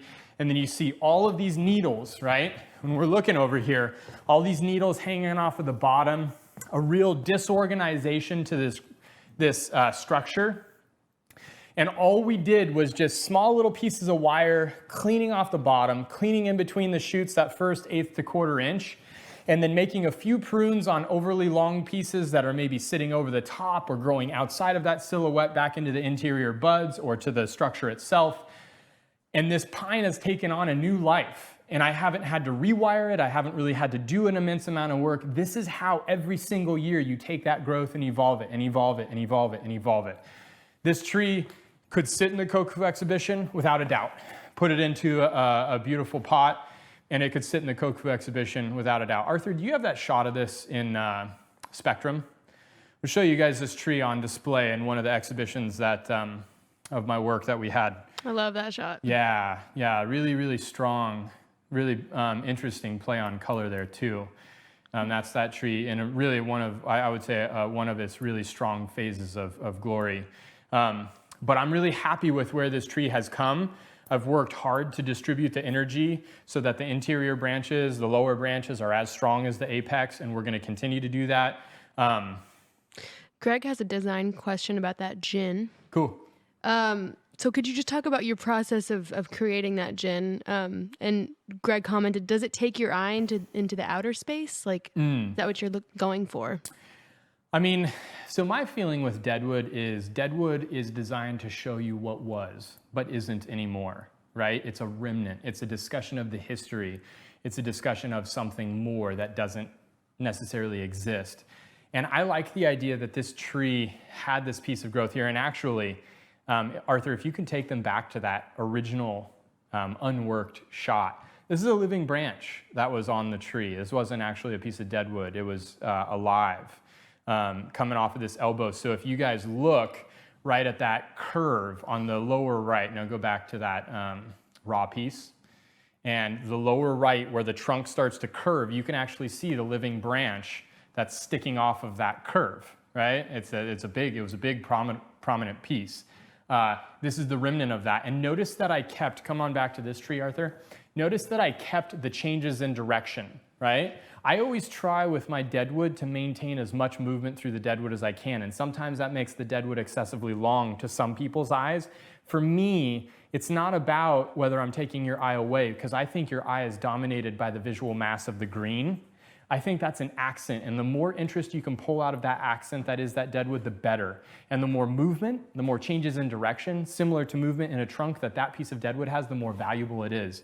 If you took that piece of gin off of this tree, it would literally change the quality of this tree exponentially for the worse, not the better. And so I've always been very fond of that piece of deadwood, and we'll continue to, almost done, bud, and we'll continue to try and preserve it to the best of our ability.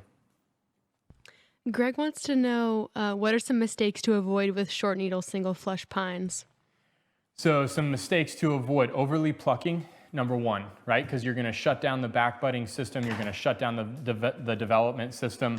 I think overly managing the growth. People try to keep trees from growing, keep trees from evolving and hold them in this shape.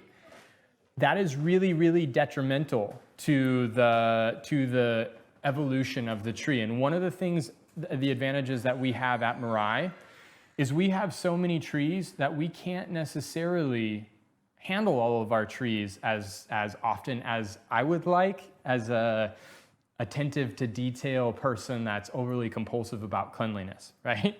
And so as a result, we have healthier trees because of that. And I think that is an important thing to understand, right? And play into the evolution of things. Don't overly handle them, right? Don't be concerned about the growth. You guys have just been given the tools and the skill set, right? Over the course of, say, 3 streams on short needle single flush, we showed you how to pinch, right? We showed you guys how to handle, actually 4. We showed you how to handle post-growth and development. We showed you guys how to fundamentally style the structure, right? And lay it out for the first time. And now we've showed you how to refine that growth. Like we're not even, let's see, we started this March 14th. It's now August 23rd today. So we're 5 months and 1 week past the launch of this platform. And we've already carried you through 4 phases of development of short needle single flush pines. I couldn't be prouder. I could not be prouder because honestly, short needle single flush pines were the reason that we created this stream. So to see it coming to fruition is really wonderful.